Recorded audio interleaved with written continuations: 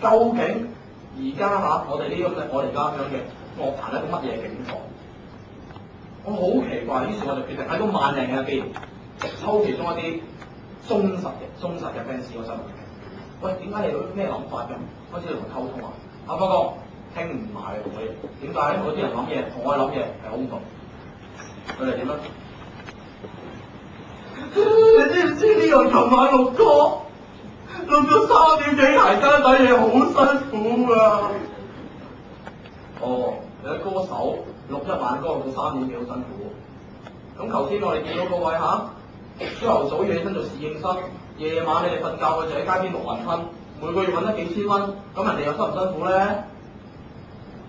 佢而家唔同啦，你又唔明啊！拍劇咧仲有拍劇啊，要吊歪上去噶嘛，吊歪搞到嚟去幾場都輸晒。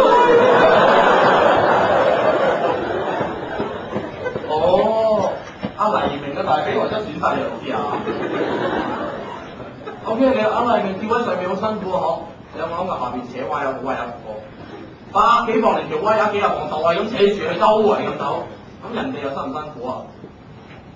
都唔係啊！你哋真係唔明嘅。仲有咧，出去拍電影咧，你話0°30幾度好凍噶嘛，跟住佢仲要攞住把劍係咁劈嚟劈去周圍走，你諗下幾辛苦？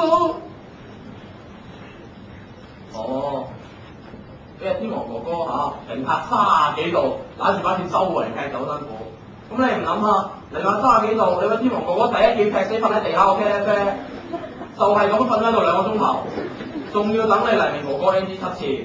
人哋喺度頭個雪就 7 次，咁人哋又點啊？